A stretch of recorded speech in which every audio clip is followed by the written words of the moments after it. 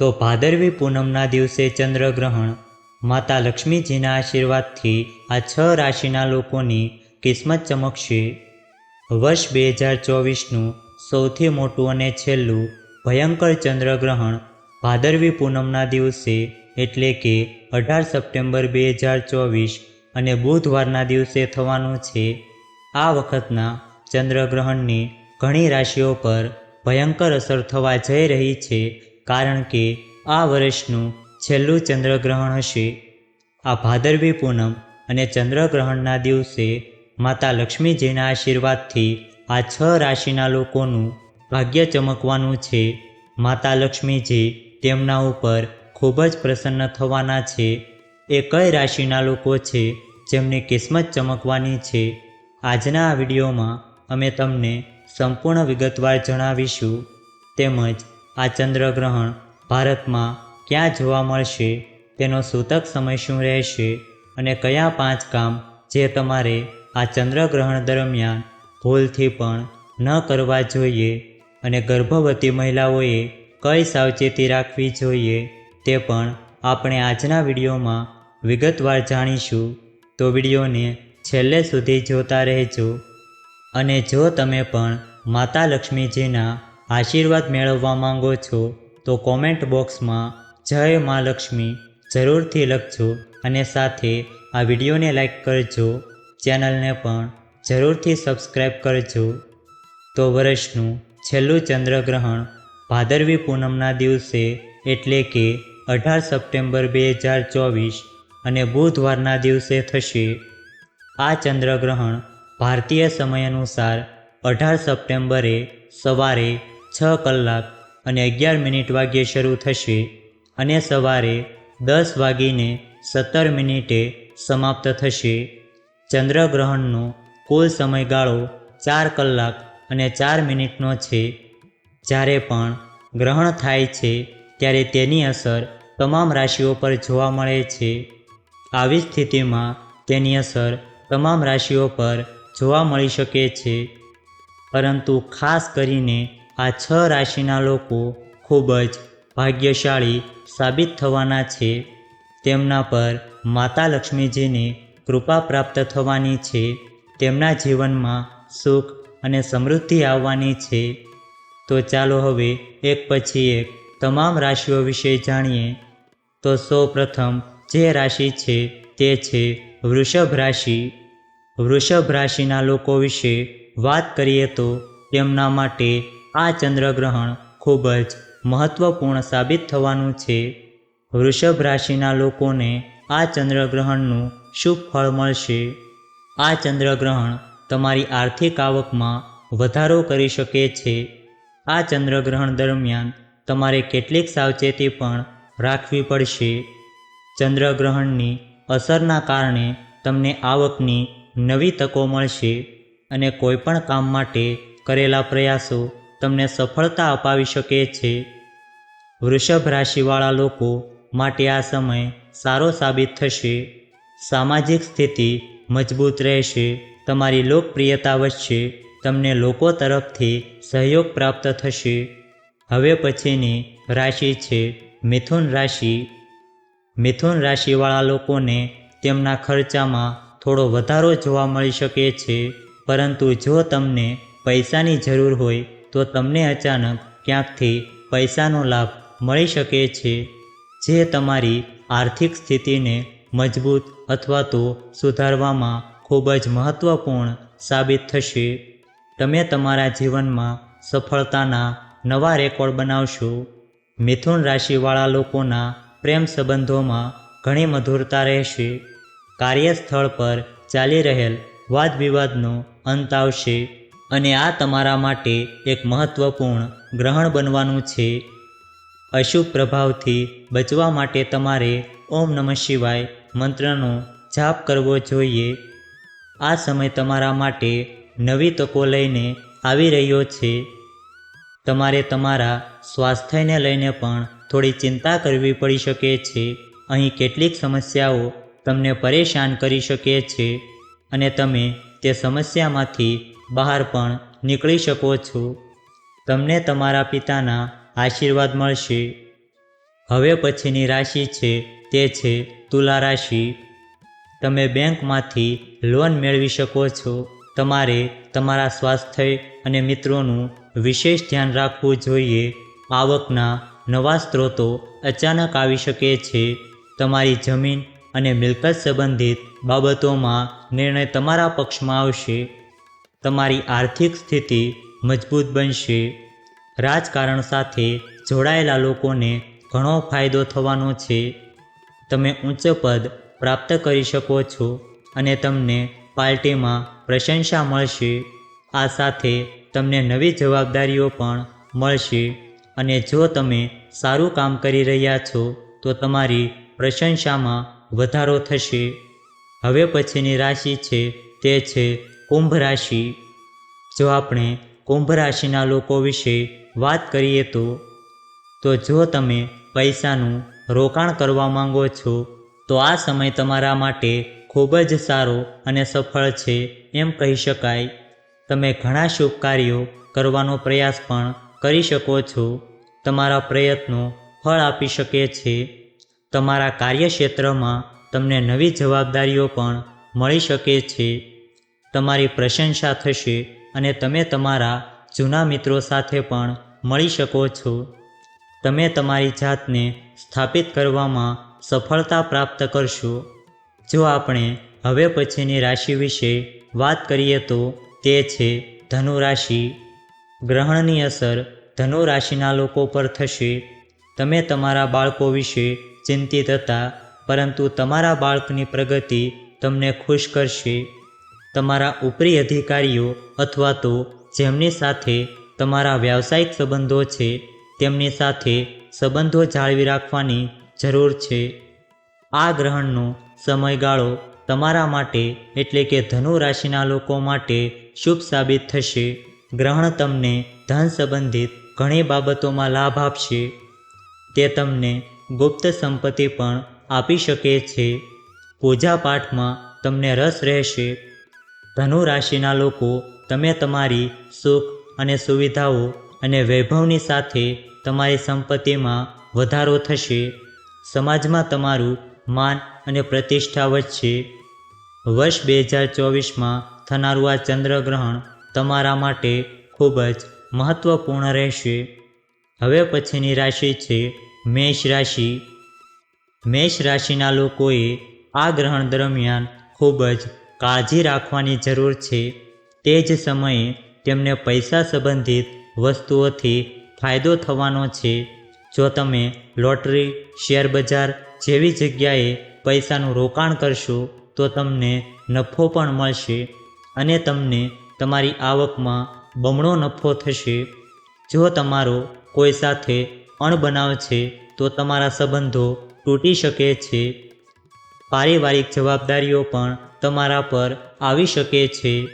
સમજવાની કોશિશ કરો કે ચંદ્રગ્રહણની અસર તમારી આર્થિક સ્થિતિ પર પણ પડી શકે છે, જે તમારી આર્થિક સ્થિતિને સુધારવામાં મદદ કરશે.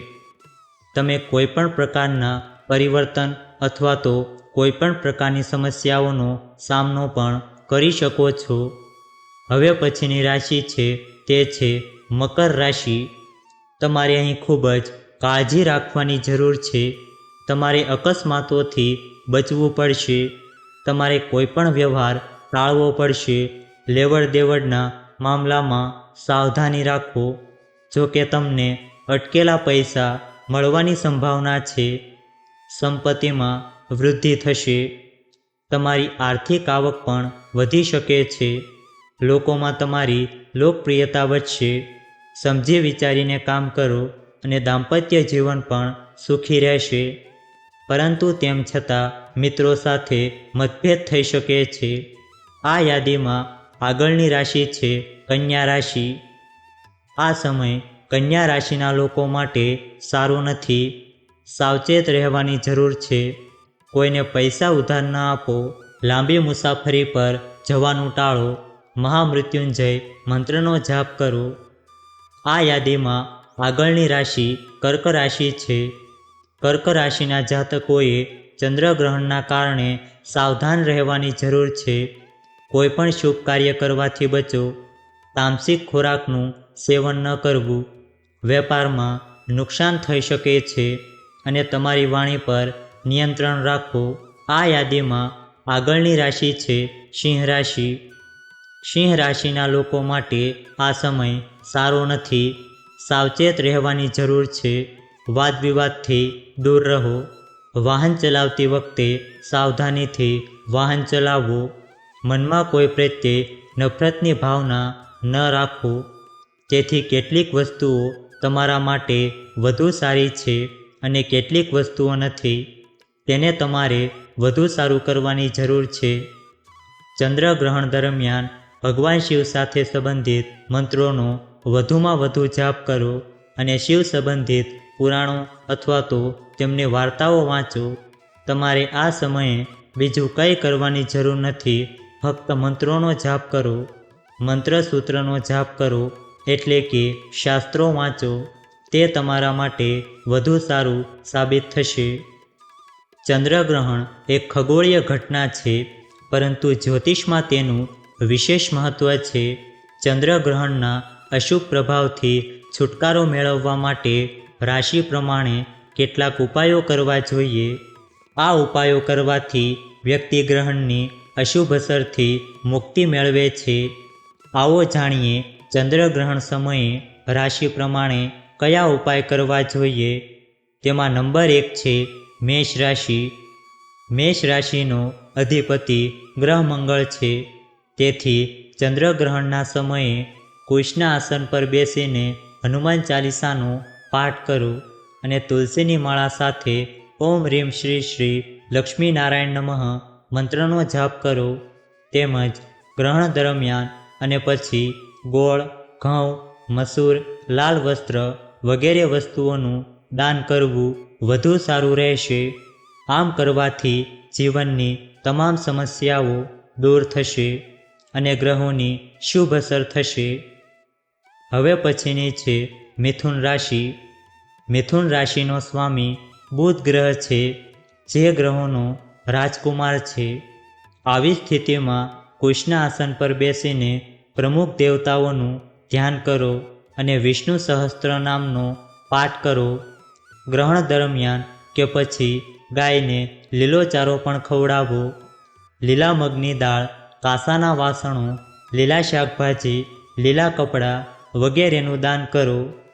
આમ કરવાથી તમને ભગવાન વિષ્ણુની કૃપા પ્રાપ્ત થશે અને ગ્રહણની અશુભ અસર પણ દૂર થશે. વૃષભ રાશિનો સ્વામી શુક્ર છે. આવી સ્થિતિમાં ગ્રહણ સમયે સફેદ વસ્ત્રો ધારણ કરો અને શ્રી સૂક્તનો પાઠ કરો. તેમજ ગ્રહણ દરમિયાન કે પછી સફેદ વસ્તુઓ જેમ કે દહીં, દૂધ, ખાંડ, સફેદ વસ્ત્ર, કપૂર, ખીર વગેરેનું દાન કરો. આમ કરવાથી દેવી લક્ષ્મીજીના આશીર્વાદ મળશે અને તમારા જીવનમાં સુખ સમૃદ્ધિ આવશે. ચંદ્ર કર્ક રાશિનો સ્વામી છે, તેથી ગ્રહણ સમયે રામ રક્ષા સ્ત્રોતનો પાઠ કરો. ઓમ રંગ હિરણ્યગર્ભ અવ્યક્ત રૂપિણી નમઃ મંત્રનો 108 વાર જાપ કરો. ઉપરાંત ગ્રહણ દરમિયાન અથવા તો પછી સફેદ વસ્તુઓ જેમ કે મોતી, સફેદ વસ્ત્ર, ખાંડ, ચોખા, દૂધ અથવા તો દૂધમાંથી બનેલી મીઠાઈઓ વગેરેનું દાન કરો. આવું કરવાથી જીવનમાં સમૃદ્ધિ આવશે અને મનમાં હંમેશા શાંતિ રહેશે. કન્યા રાશિનો સ્વામી બુધ ગ્રહ છે. આવી સ્થિતિમાં ગ્રહણના સમયે કુશના આસન પર બેસીને તુલસીની માળાથી ઓમ પીતાંબરાય નમઃ મંત્રનો જાપ કરો અને આદિત્ય હૃદય સ્ત્રોતનો પાઠ કરો. તેમજ ગ્રહણ દરમિયાન કે પછી ગાયને લીલા મગની દાળ, કાંસાના વાસણો અને લીલો ચારો ખવડાવો. સિંહ રાશિનો સ્વામી ગ્રહોનો રાજા સૂર્ય છે. આવી સ્થિતિમાં ગ્રહણના સમયે કનકધારા સ્ત્રોતનો પાઠ કરો. ઓમ ક્લીન બ્રાહ્મણ જગતધરાય નમઃ મંત્રનો જાપ કરતા રહો.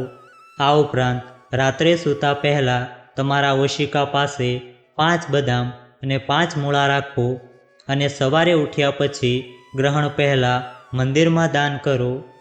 ગ્રહણ પછી ગોળ, ઘઉં, તાંબાના વાસણો, લાલ નારંગી કપડાં વગેરે વસ્તુઓનું દાન કરો. આમ કરવાથી જીવનની તમામ પરેશાનીઓ દૂર થશે અને જીવનમાં સૂર્ય જેવો પ્રકાશ આવશે. તુલા રાશિનો સ્વામી શુક્ર છે, તેથી ચંદ્રગ્રહણ સમયે માનસિક રીતે લક્ષ્મી સ્ત્રોત અથવા દુર્ગા સપ્તશતીનો પાઠ કરો અને 108 વાર ઓમ નમઃ ક્લીમ સોમાય નમો નમઃ મંત્રનો જાપ કરો. ધનુ રાશિનો સ્વામી ગુરુ છે, તેથી ચંદ્રગ્રહણ સમયે વિષ્ણુ સહસ્ત્રનામ સ્ત્રોતનો પાઠ કરો. મંગળ વૃશ્ચિક રાશિનો સ્વામી છે, તેથી ચંદ્રગ્રહણ સમયે હનુમાન ચાલીસા, સુંદરકાંડ અથવા તો બજરંગ બાણનો પાઠ કરો. મકર રાશિના સ્વામી ન્યાયના દેવતા શનિદેવ છે, તેથી ચંદ્રગ્રહણ સમયે સુંદરકાંડ અથવા તો શનિ ચાલીસાનો પાઠ કરો અને 108 વાર ઓમ શન શન શનેશ્વરાય નમઃ મંત્રનો જાપ કરો. ગુરુને મીન રાશિનો સ્વામી માનવામાં આવે છે. જો તમે દુર્ગા સપ્તશતીનો પાઠ કરશો તો માતા રાણીના આશીર્વાદ તમારા જીવનમાં બન્યા રહેશે. તેની સાથે તમને સુખ, સમૃદ્ધિ અને સુવિધા પણ મળશે. જો તમે ધંધો કરશો તો તમને તેમાં નફો મળશે. કુંભ રાશિના સ્વામી પણ શનિદેવ છે, તેથી ચંદ્રગ્રહણ સમયે શનિ ચાલીસા અથવા તો કૃષ્ણ ચાલીસા, બજરંગ બાણ, સુંદરકાંડ, હનુમાન ચાલીસાનો પાઠ કરો.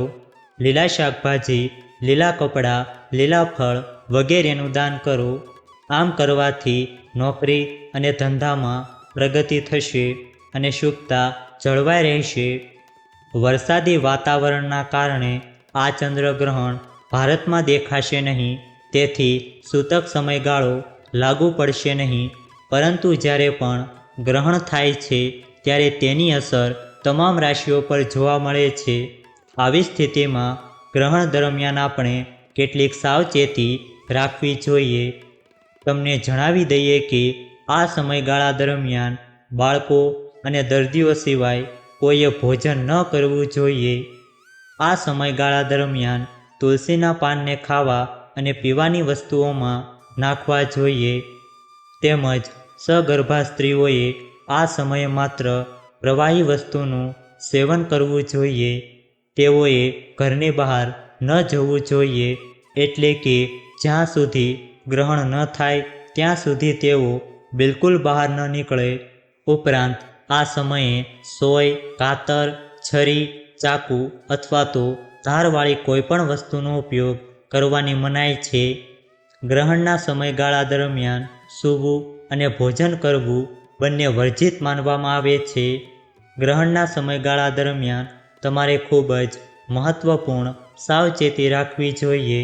જો આ વિડીયો તમને પસંદ આવ્યો હોય તો વિડીયોને લાઈક કરજો, ચેનલને પણ જરૂરથી સબસ્ક્રાઈબ કરજો અને બાજુમાં આપેલા બેલ આઇકનને પ્રેસ કરીને ઓલ ઉપર સિલેક્ટ કરી લેજો, જેથી તમને વિડીયોની નોટિફિકેશન સૌથી પહેલાં મળતી રહે. અને કોમેન્ટ બોક્સમાં જય મા લક્ષ્મી જરૂરથી લખજો. વિડીયોને છેલ્લે સુધી જોવા બદલ આપનો ખૂબ ખૂબ આભાર.